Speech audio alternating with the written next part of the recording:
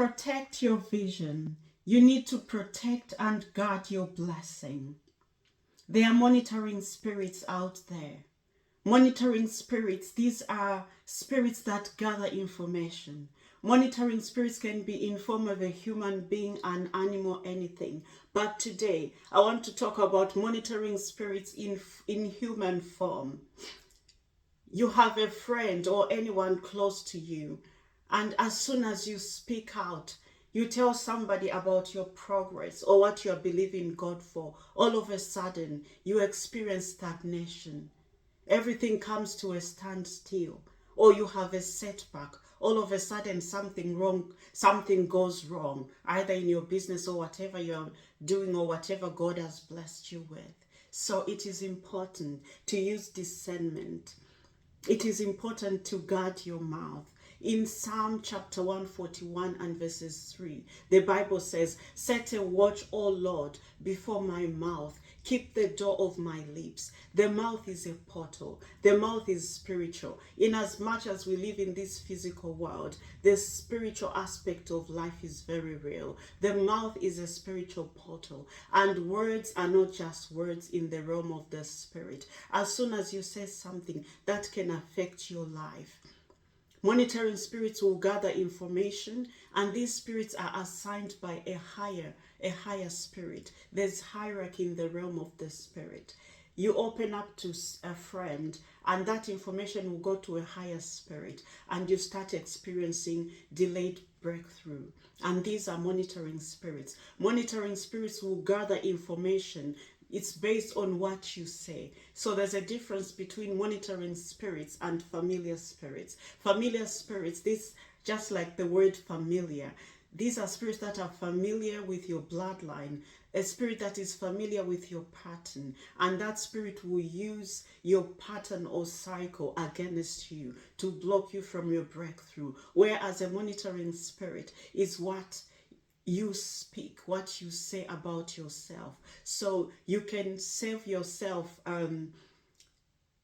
warfare or an attack or delayed breakthrough by guarding your mouth, by minding what you say, what you open up. It is important. There is power in testimony or testifying to your friends or, what the Lord is doing in your life. But there is a certain point whereby you need to guard your blessing. You need to guard the vision that God has given you. A very good example in the Bible is in Genesis chapter 37, the story of Joseph.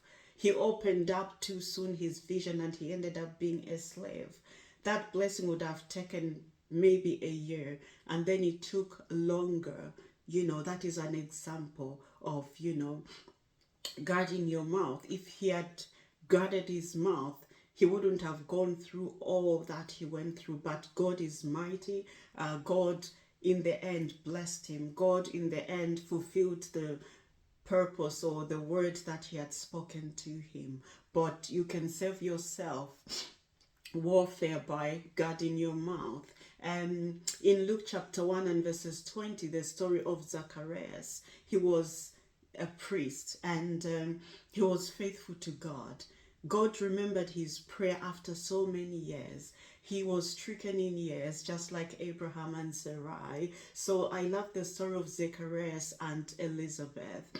These are the parents to John the Baptist. So Zacharias had prayed to God for a child, and then God remembered him when he was stricken in years, and God told him that is Luke chapter 1 verses 20. He said, "And behold, thou shalt be dumb and not be able to speak," because God had given him a vision. God had told him, this is what you're going to have. You're going to have a son, and you're going to name him John. He's going to be great. So God had to make Zacharias dumb so that he was not going to say anything to anyone. So God told him, you won't be able to speak until the day that these things shall be performed. So God will require you to be quiet until the day that his purpose or what he has spoken to you has got to be performed.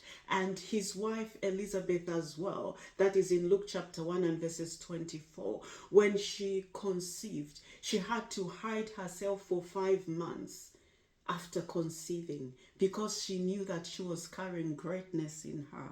She knew that, the Lord had remembered her after so many years. She had to protect that vision. She had to protect that, to guard that blessing. Same as the parents to Moses in Exodus chapter 2 and verses 2. The parents had to hide Moses. The king had made an order that all the male children should be killed. Anyone born male should be killed. But these parents knew that this is a special child. So the parents had to hide Moses for 3 months.